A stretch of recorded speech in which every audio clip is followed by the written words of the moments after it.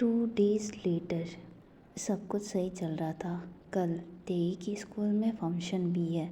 उस रात के बाद वाइन और त्योंग थोड़े से एक दूसरे के पास आ जाते हैं, लेकिन वाइन त्योंग के लिए थोड़ा सा परेशान थी क्योंकि त्योंग आजकल बहुत ही ज़्यादा ऑफिस के काम में बिजी है।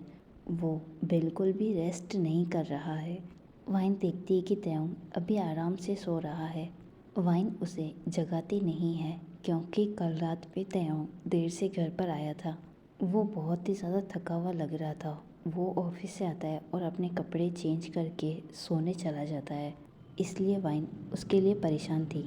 वाइन अपनी आइज़ ओपन करती है और अपना मॉर्निंग रूटीन पूरा करने के लिए बाथरूम में चली जाती है। शावर लेने के बाद वाइन को याद आता है कि वो अपने कपड़े लाना भूल गई है। वो खुद से कहती है, ओ नहीं, ये मैंने क्या कर दिया। क्या मुझे बाहर जाकर अपने कपड़े लेकर आना चाहिए? लेकिन क्या होगा अगर त्योंग उठ गया होगा तो वो मेरे बारे में क्या सोचेगा। वाइन डीप ब्रीथ लेती है और खुद को टॉवल में कवर करती है। फिर वाइन धीरे धीरे बाथरूम से बाहर निकलती है। वाइन अपने कपड़े लेने के लिए चेंजिंग रूम में जाने वाली थी, लेकिन तभी वो किसी की आवाज़ सुनती है। वाइन पीछे की तरफ टर्न होती है और देखती है त्योंग को।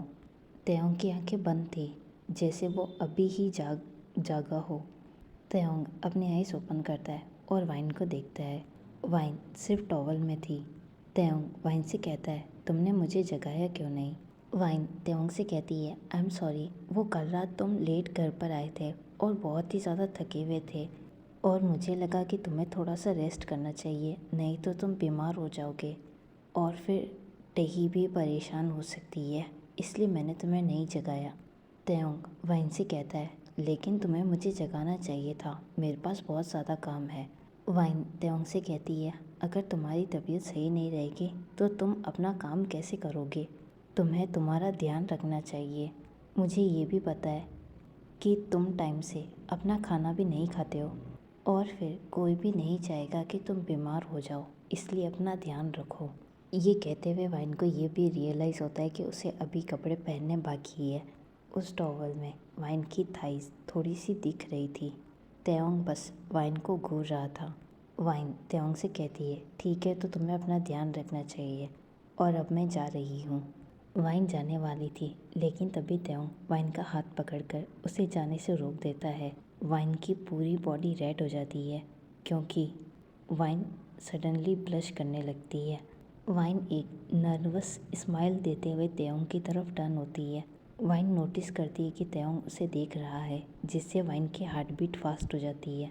त्योंग धीरे से वाइन की चिन को टच करता है और फिर वो वाइन से कहता है, तुम्हें मेरे बारे में परेशान होने की ज़रूरत नहीं है, मैं अपना ध्यान रख लूँगा। वाइन त्योंग से कहती है, तुम ऐसा क्यों कह रहे हो? हम सभी चाहते हैं कि तुम ठीक रहो। हम सबको तुम्हारी फिक्र है क्योंकि तुम हम सबके लिए ही इम्पोर्टेंट हो। त्योंग जैसे ही वाइन के मुंह से ये सब कुछ सुनता है, उसके लिप्स पर एक स्माइल आ जाती है।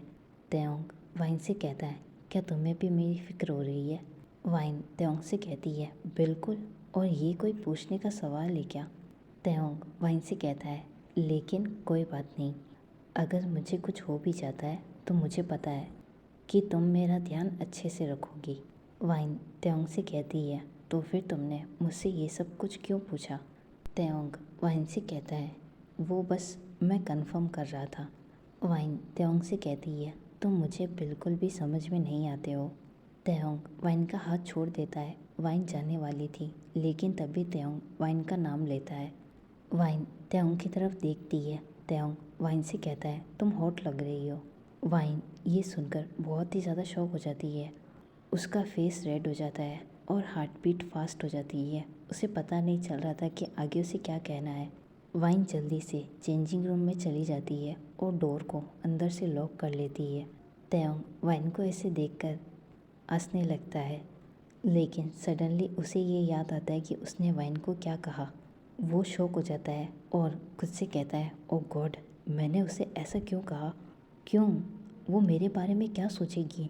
मेरे मुंह से कभी भी कुछ भी निकल जाता है, वो ऐसी सोचेगी कि मैं बिगड़ रहा हूँ।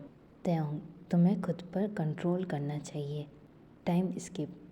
त्योंग ब्रेकफास्ट कर रहा था, जबकि उसकी पूरी फैमिली तेयोंग और वाइन को ही देख रही थी। मिसेस किम तेयोंग से कहती है, तेयोंग तुम थके हुए लग रहे हो, क्या तुम ठीक हो? तेयोंग अपनी मॉम से कहता है, हाँ माँ मैं बिल्कुल ठीक हूँ। जिन तेयोंग से कहता है, मुझे लगता है कि तुम्हें ब्रेक लेना चाहिए। तेयोंग जिन से कहता है, नहीं मैं बिल्कुल भी ऐसा नहीं कर सकता हूँ, और मैंने आपको उस प्रोजेक्ट के बारे में बताया था ना, उसे हमें जल्दी से पूरा करना है। जिन तेयोंग से कहता है, ठीक है लेकिन अपना भी ध्यान रखो। टेही अपना नाश्ता फिनिश करती है और वो वाइन के पास जाती है। फिर वो वाइन से कहती है, मम्मा डैडा को अपने साथ स्कूल में लेकर आना है, आपको ये पता है ना? वाइन स्माइल करती है और टेही से कहती है, बिल्कुल मैं अपना प्रॉमिस ज़रूर पूरा करूँगी। टेही फिर तेयोंग के पास जाती है और वो तेयोंग से कहती है, डैडा शाम को 6 बजे आपको मेरी स्कूल में आना है। तेयोंग स्माइल करते हुए टेही से कहता है, बिल्कुल प्रिंसेस, मैं वहाँ पर ज़रूर आऊँगा। टेही वाइन और तेयोंग को थैंक्स कहती है और फिर वो वहाँ से अपने स्कूल के लिए निकल जाती है। वाइन टेही को जाते हुए देख रही थी। फिर वो तेयोंग की तरफ देखती है, जो कि पहले से ही उसकी तरफ देख रहा था, जिससे वाइन को थोड़ा सा अजीब फील होता है। लेकिन वो दोनों कुछ देर एक दूसरे को देखते हैं, लेकिन फिर वो दोनों ही अपनी नज़र घुमा लेते हैं। तेयोंग ब्रेकफास्ट ख़त्म करते ही सबसे कहता है, मैं जा रहा हूँ। वाइन तेयोंग से कहती है, लेकिन अपना लंच टाइम से कर लेना, और हाँ टाइम से घर आ जाना।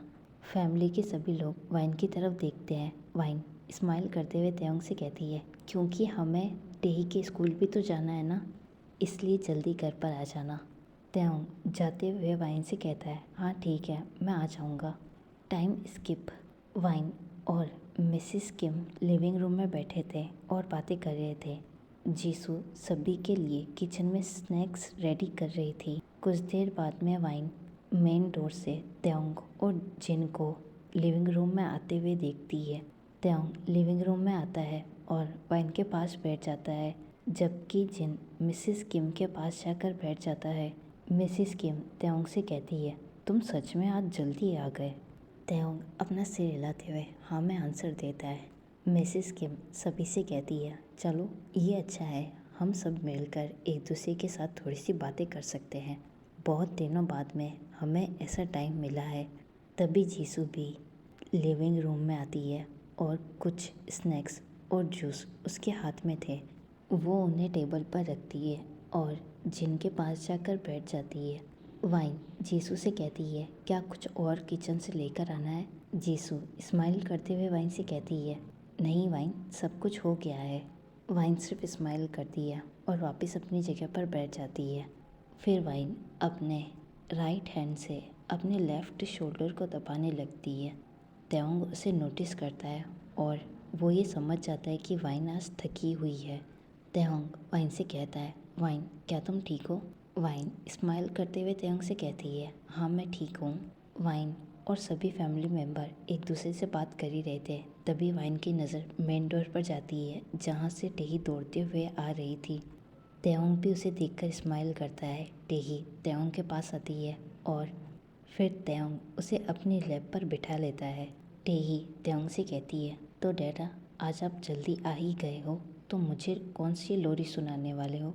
तेयोंग स्माइल करते हुए टेही से कहता है, यस प्रिंसेस, और वैसे भी बहुत ज़्यादा टाइम हो गया है कि मैंने तुम्हें लोरी नहीं सुनाई है।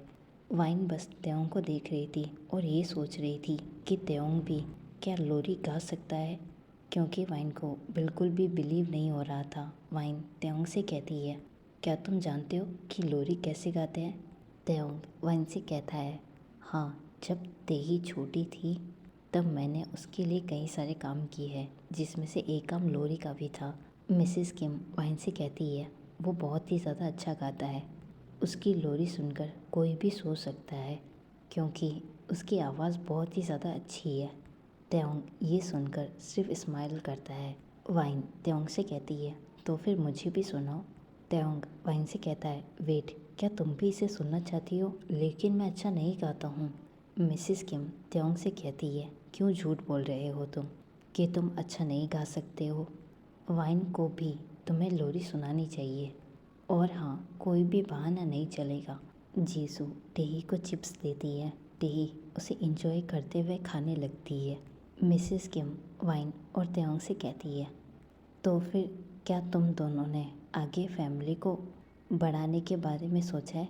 मतलब क्या तुम दोनों ने कोई प्लान बनाया है? वाइन और त्योंग मिसेस किम की ये बात सुनकर थोड़ी देर के लिए फ्रीज हो जाते हैं। त्योंग अपनी मॉम से कहता है, नहीं मॉम, हमने ऐसा कुछ भी नहीं सोचा है। त्योंग वाइन की तरफ देखता है और वो ये नोटिस करता है कि वाइन की आंखों में आंसू है। इधर वाइन अपने आंसुओं को गिरने से रोक रही थी क्योंकि वो नहीं चाहती थी कि कोई भी उसके आंसू देखे।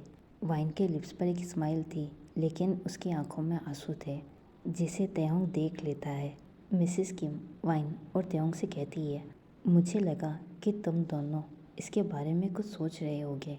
त्योंग अपनी मॉम से कहता है, हमने इसके बारे में कुछ भी नहीं सोचा है और वैसे भी अभी इन सब के लिए टाइम है। वाइन कुछ देर बाद में सभी से कहती है, मैं अभी आती हूँ। त्योंग को छोड़कर सभी अपना सिर हिलाते हैं। वाइन अपने बेडरूम में चली जाती है। बेडरूम में आते ही वाइन अपने आंसुओं को रोक नहीं पाती है और वो रोने लगती है। वाइन अपने आंसुओं को बार बार मिटाती है लेकिन उसकी आंखों में बार बार आंसू आ जाते हैं। सडनली वाइन को अपनी वेस्ट पर किसी के हाथ फील होते हैं। वाइन टर्न होती है और देखती है कि त्योंग उसके सामने है और उसके हाथ वाइन की वेस्ट पर है। वाइन त्योंग से कहती है, तुम यहाँ पर क्या कर रहे हो? तुम्हें बाहर होना चाहिए था। त्योंग वाइन से कहता है, कुछ भी मत कहो, और वैसे भी मेरी मॉम को पता नहीं है अभी तक कि तुम प्रेग्नेंट नहीं हो सकती हो, इसलिए बस उन्होंने ये सब कुछ कह दिया। लेकिन वाइन मेरी बात सुनो, मैं तुम्हें लाइक करता हूँ और हाँ, तुम मेरी वाइफ हो, मैं इस चीज़ को एक्सेप्ट भी करता हूँ और हमेशा तुम्हारी रिस्पेक्ट भी करूँगा। वाइन त्योंग से कहती है, ये तो सिर्फ तुम ऐसा कह रहे हो, लेकिन क्या होगा जब तुम्हारी फैमिली को इसके बारे में पता चलेगा? फिर हम क्या करेंगे? मैं वो कुछ भी नहीं दे पाऊँगी जो तुम्हारी फैमिली चाहती है। इससे मुझे ऐसा लगता है कि मैं सिर्फ एक बोझ हूँ।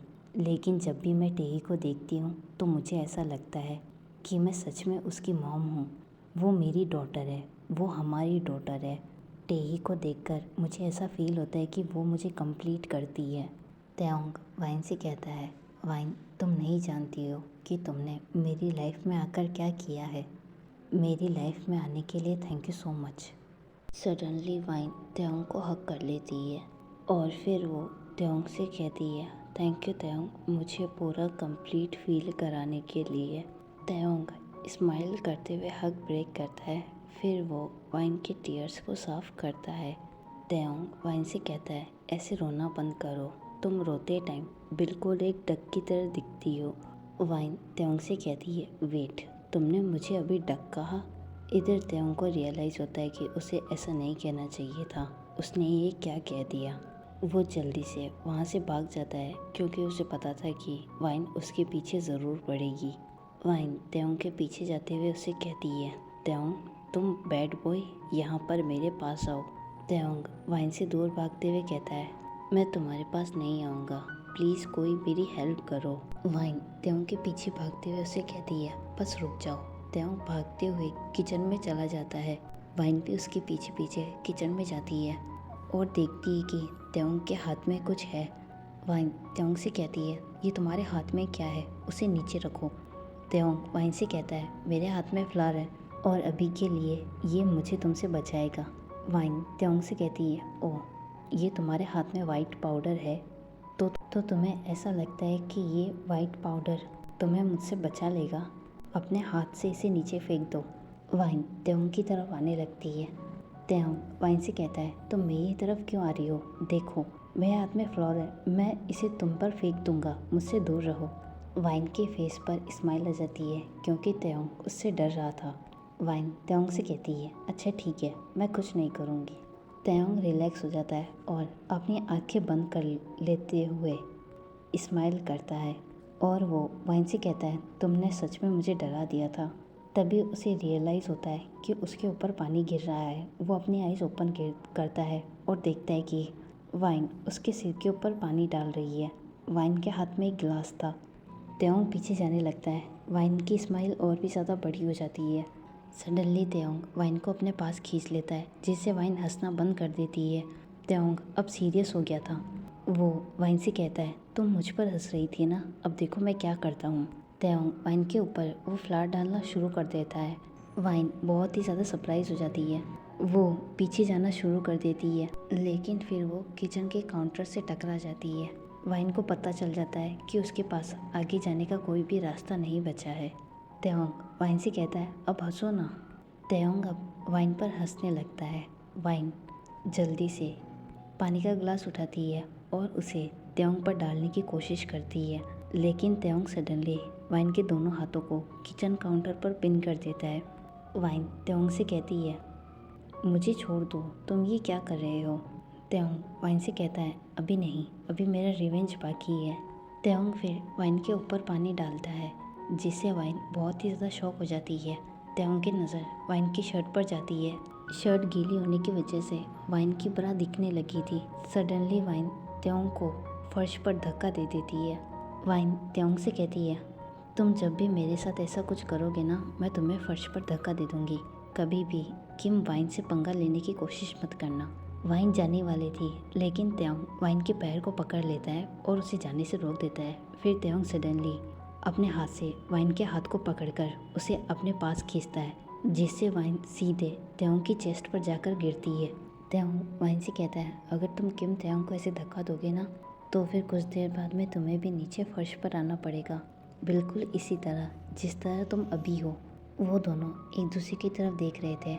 कुछ देर बाद में उन दोनों की नज़र धीरे धीरे एक दूसरे के लिप्स पर जाने लगती है। तेयोंग वाइन के लिप्स की तरफ आना शुरू कर देता है, जिससे वाइन थोड़ा सा नर्वस हो जाती है। उनकी नोज़ टच होने लगी थी।